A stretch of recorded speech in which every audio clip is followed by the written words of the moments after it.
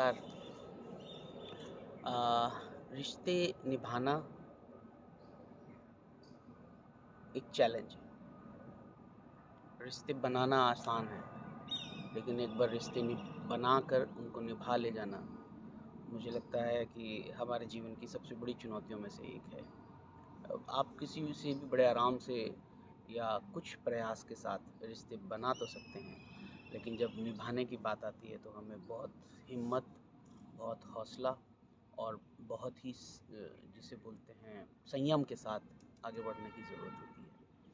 आजकल के दौर में आप देखिए, म्यूचुअल अंडरस्टैंडिंग एक ऐसी अ, चीज़ बनती जा रही है, ऐसी ऐसी एक बात बनती जा रही है जिसके बारे में सब लोग बात करते हैं, लेकिन सबको पता है कि जब ये आपको इसे परफॉर्म करना पड़ता है, एग्जीक्यूट करना पड़ता है, तो ये बहुत बड़ा एक डिबेट का मुद्दा बन जाता है। कहना आसान है, करना मुश्किल है। करना मुश्किल क्यों है?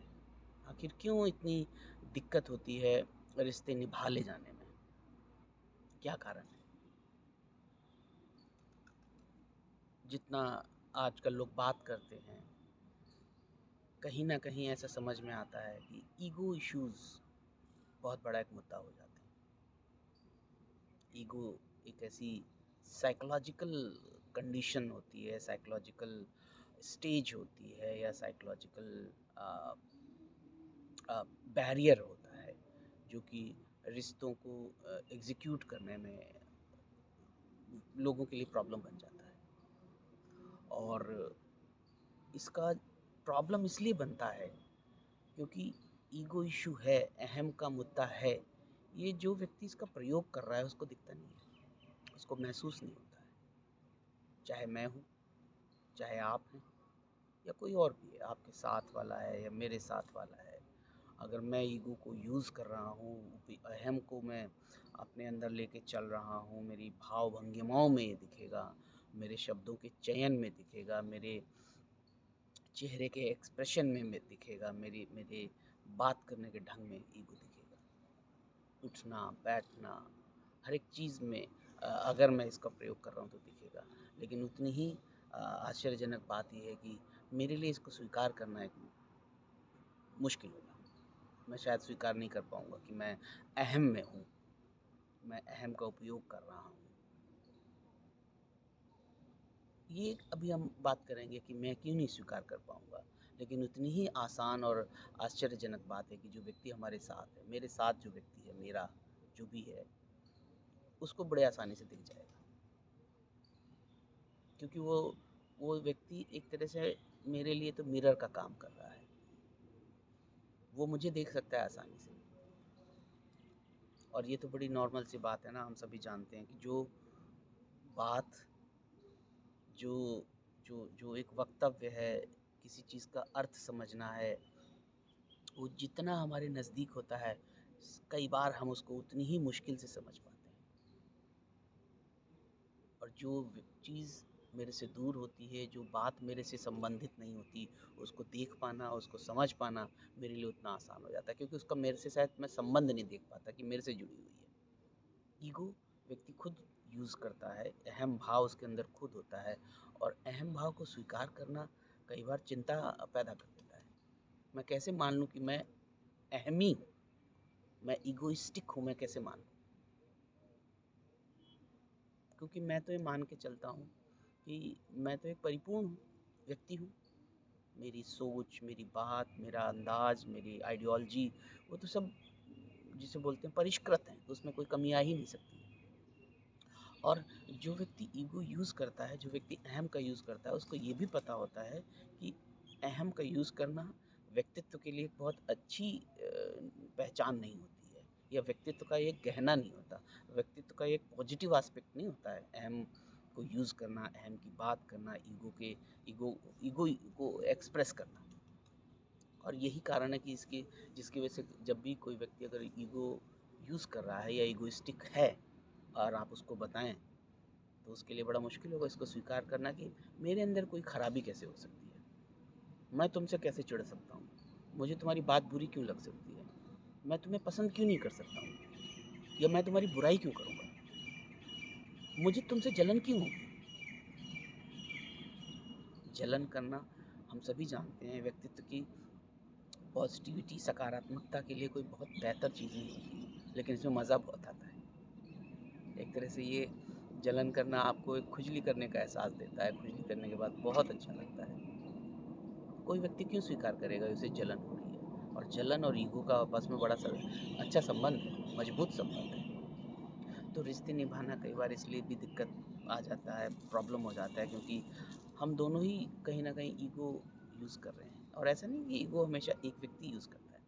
ये एक डायनामिक्स है जिसमें कई बार एक व्यक्ति यूज़ करता है, दूसरा उसको देखता है, और कई बार दोनों ही यूज़ करते हैं।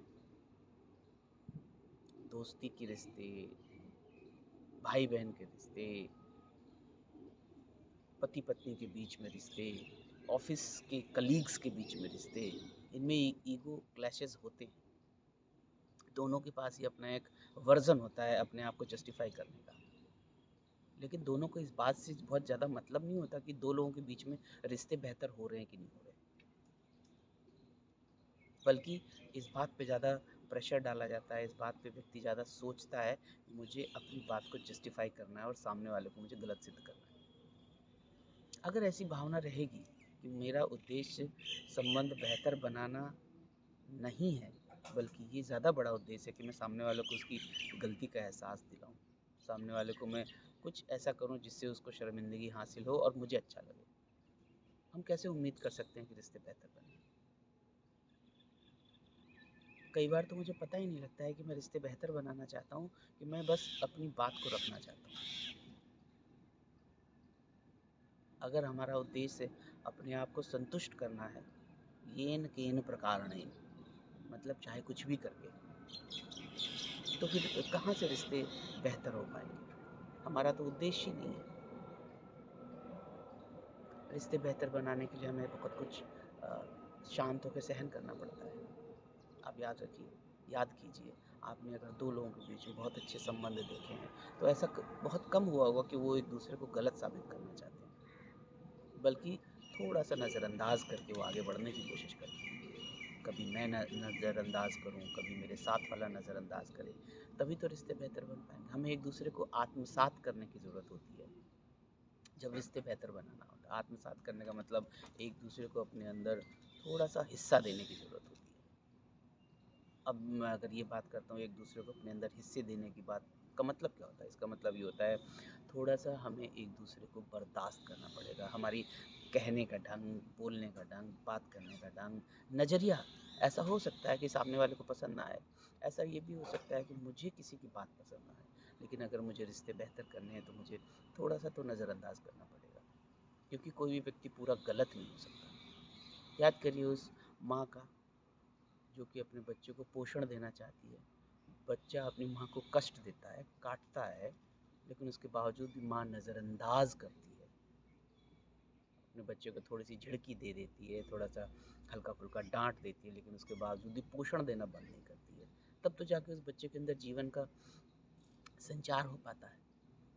इसी तरह से और फिर वो बच्चा जब हँस के माँ की तरफ देखता है, तो माँ को भी बहुत अच्छा लगता है।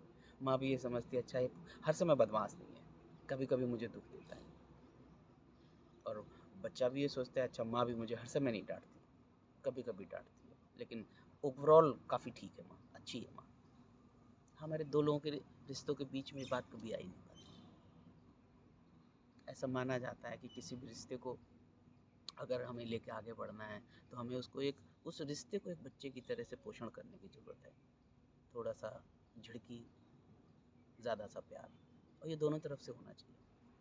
एक तरफ से तो रिश्ते नहीं चल सकते, अब आप हम सब जानते हैं। रिश्ते की अहमियत हमारे अंदर है, ये ज़्यादा बड़ी बात है मेरे लिए, या सामने वाले को गलत साबित करना ये ज़्यादा बड़ी बात है। अगर मैं ईगो यूज़ करूँगा, अगर मैं अहम का यूज़ करूँगा, तो मेरे लिए रिश्ते को अहमियत देना इतना मुश्किल हो जाएगा, बहुत मुश्किल हो जाएगा। मेरा सिर्फ़ एक ही उद्देश्य होगा कि मैं किस तरह से सामने वाले को गलत साबित करूँ। और जब हम गलत साबित करने का उद्देश्य रखते हैं, तो रिश्ते कैसे बेहतर हो सकते हैं। आजकल हस्बैंड वाइफ में बीच में देखा जाता है, या कोई भी 2 रिश्तों के, खासकर मैं बोलूँगा हस्बैंड वाइफ के बीच में ईगो क्लैशेस हो रहे हैं। समझ में नहीं आता। दो दोस्तों के बीच में ईगो क्लैशेस हो रहे हैं, और अफसोस की बात कोई किसी से कह भी नहीं सकता क्योंकि कोई सुनना नहीं चाहता है। आखिर कहने और सुनने के लिए एक जगह तो आके दोनों को खड़ा होना पड़ेगा, लेकिन जब आप किसी की परछाई को भी बर्दाश्त ना कर पाएँ तो क्या होगा? आप कभी उस जगह पे आके दोनों लोग खड़े ही नहीं हो पाएंगे।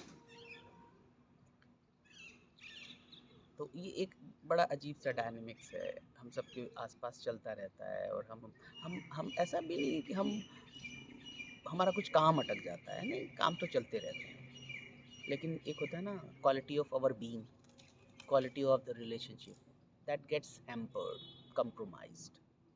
पर हमारे लिए ज़रूरी भी नहीं होता है, हम उसके बगैर ही जीना सीख जाते हैं। उस रिश्ते के अधूरेपन से हमें बहुत तकलीफ नहीं होती, क्योंकि हमारा ईगो हमारे लिए ज़्यादा बड़ी बात होता है। जब रिश्ते के अधूरेपन से हमें डर लगता है तो हम बर्दाश्त करना सीखते हैं, इग्नोर करना सीखते हैं, समायोजन करना सीखते हैं, धारण करना सीखते हैं, जज्ब करना सीखते हैं, जगह देना सीखते हैं, अहमियत देना सीखते हैं। हम ईगो को टांग के एक जगह रख देते हैं। जब हम रिश्ते को आगे ले जाना चाहते हैं, हमें अपनी ज़रूरतें निर्धारित करनी पड़ेगी। अहम को पूरा करना या रिश्ते को ज़िंदगी देना। अपना ध्यान रखिए।